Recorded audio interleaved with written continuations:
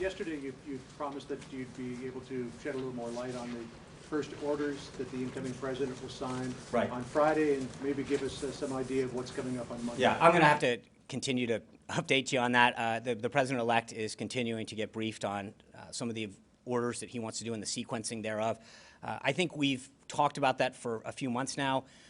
Obamacare, the fight against ISIS. He talked about immigration, key issues that have been important to him throughout the campaign that will continue to be important to him in this administration. The White House press corps are going to still work at the West Wing. Yeah, I think that's been asked and answered. I mean, as you can tell by today, there is a tremendous interest, frankly, an unprecedented interest in covering this president. The demand and enthusiasm to understand the agenda that he has and what he's going to be doing is you know, frankly, unprecedented.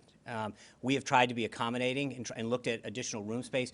As we've announced previously, we're going to continue, as I noted, we'll host the first meeting in the James Brady briefing room. It's going to be a little cramped, I imagine, but that's where we'll hold at least the first couple briefings for now. But does the president feel that there needs to be some fence mending, if you will, on behalf of with the intelligence community? No, I think he has been very clear. His statement that he put out the Friday that he got the briefing, he respects the work and diligence of the intelligence community, the men and women who so often serve in the intelligence community without recognition because of the very nature of the work they do. Is something that he has a true understanding of the sacrifice that they make. And so he has been very, very clear that while he may have differences sometimes with the leadership of the intelligence community, that the work of the individuals, the men and women who tirelessly support the analysis and readings of the intelligence community is something that he will continue to show his support for and his thanks. Your list of cabinet picks is the first since 1988 that doesn't include any Hispanics. I know you got a question about this yesterday as well. What do you say to Hispanic groups who are concerned about that, and what do you say more broadly about the criticism that this undercuts President-elect Trump's argument that he is here to serve all Americans? Well, he is here to serve all. I mean, thank you for the question. I think that when you look at the totality of his administration, the people that he's talked to, the people that he's met with, the people that he's appointing, you see a president who is committed to uniting this country, who's bringing the best and the brightest together. But look at the cabinet: Elaine Chao, Dr. Ben Carson, Governor Nikki Haley, the first Indian American.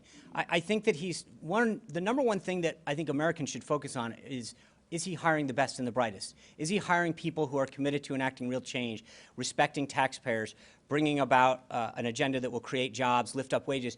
And I think that what you're seeing, and you're going to continue to see, not just through the cabinet, but through the entire thing, is a diversity in gender, a diversity of thinking, and a diversity of ideology. So it's not just about, you know, skin color or ethnic heritage, but you look at the totality of this cabinet, an Indian American, African American, you know, Asian American. It's about a lot of things, and I think you can start to pick out one group and say, where is the percentage of that? But if you look at the totality of the people that he's meeting with, the people that he's bringing in for senior staff positions, cabinet, sub-cabinet, deputy, we're going to have 5,000 positions, and it's not so. So I think that you can pick out one subset.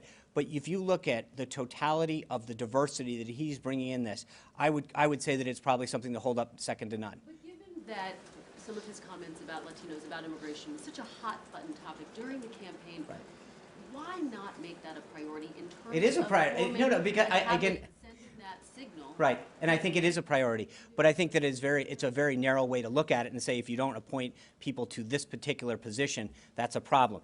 I just mentioned, you know, the level of diversity that's throughout not just the cabinet, but his staff and the other appointments that he's going to make. I guarantee you that when as we continue to announce this, that problem will be something that people look at and respect the level of diversity throughout his entire administration. Hey, NBC News fans, thanks for checking out our YouTube channel. Subscribe by clicking on that button down here, and click on any of the videos over here to watch the latest interviews, show highlights, and digital exclusives. Thanks for watching.